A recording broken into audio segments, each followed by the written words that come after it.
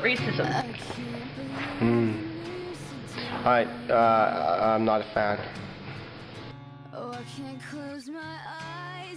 I feel about racism. I think it's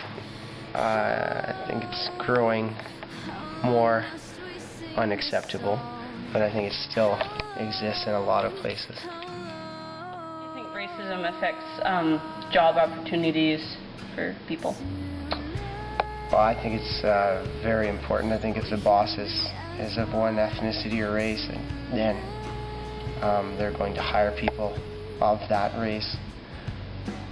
I mean, with exceptions, but it just seems like I know that there is a glass ceiling on in most, especially most large companies. There's a very real glass ceiling on hiring practice, on the kind of people that are hired, definitely. Do you think your age, race, any of those things like religion or something, do you think they've affected your prospects of getting jobs? Yes. Yeah. Like positive or negative? When I was younger, I felt like I got jobs because I was young. When I came into teaching, there's a lot of people in teaching that were, say, 5 or 10 years from retirement, and so a couple of schools I worked at, definitely I felt like it helped me in the interview process that I was young. How do you feel about racism? I feel that it's had one of the greater impacts on society that's negative, because there's so many people that are racist, and a lot of it does reside here in Salmo. How do you think your sexuality fits in with like racism and stuff? My sexuality fitting in with racism, well, it's pretty much just homophobia, but since I'm not all that open about it,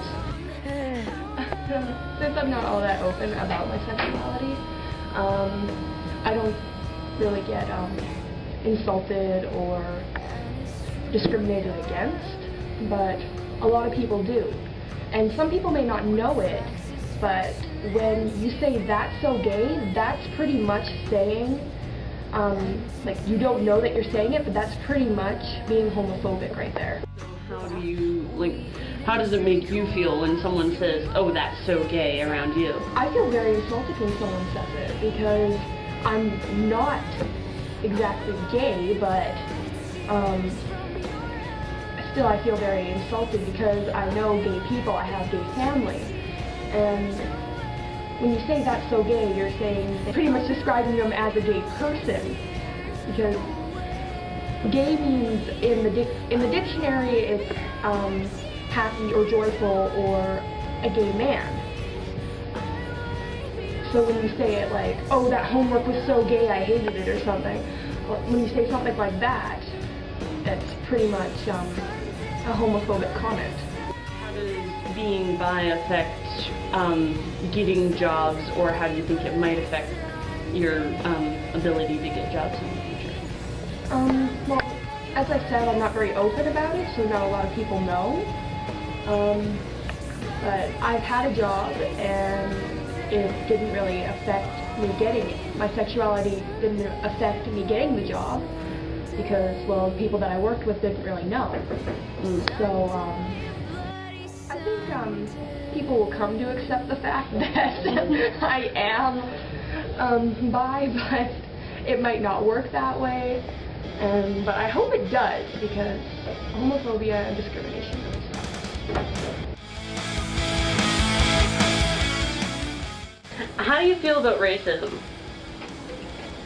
It's a fairly large, open-ended question, is it not? Answer it. Please.